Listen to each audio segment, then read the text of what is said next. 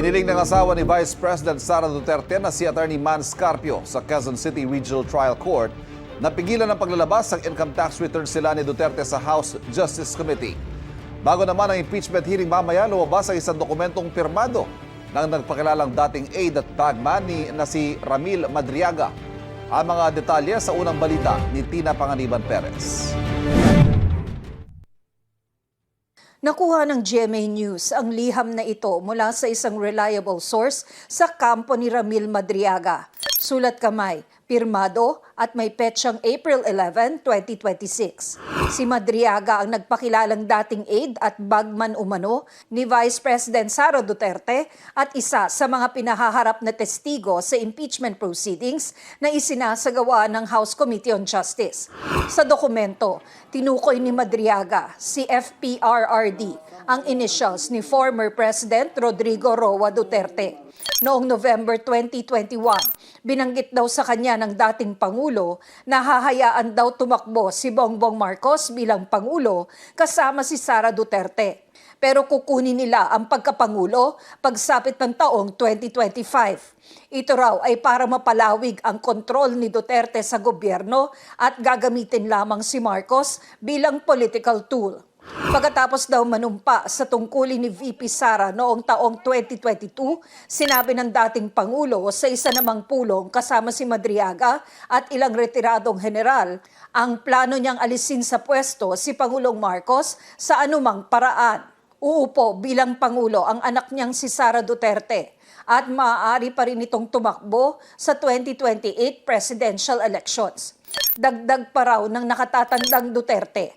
Alam daw ni Pangulong Marcos na bababa siya sa pwesto sa 2025 at ibibigay ito kay VP Sara.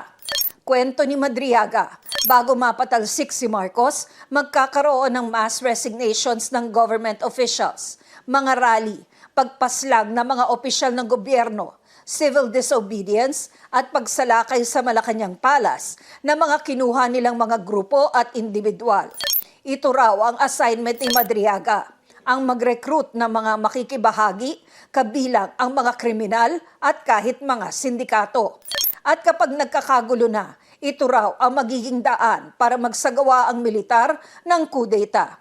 Kung hindi raw kusang bababa sa pwesto si Marcos o mag-excel sa Amerika, papatayin daw ito. Hinihinga namin ang reaksyon dito si Vice President Duterte, pero dati na niyang itinanggi na nagtrabaho sa kanya si Madriaga. All systems go na sa hearing na isasagawa ng House Committee on Justice sa impeachment complaints laban kay Vice President Sara Duterte. Isa si Ramil Madriaga sa mga haharap at sasagot sa clarificatory questions ng mga kongresista. Tinanong namin kung kasama ito sa mga tatalakayin. If it is irrelevant to the accusations against the Vice President, particularly dito po sa misuse of confidential funds, tingin ko hindi po yun maisasama doon po sa mga pwede pong pag-usapan. Mahalaga po na we remain focused on the specific allegations relating to the impeachable offenses against the Vice President. Pag hindi po ito within that parameter, hindi po yun dapat talakayin po ng komite.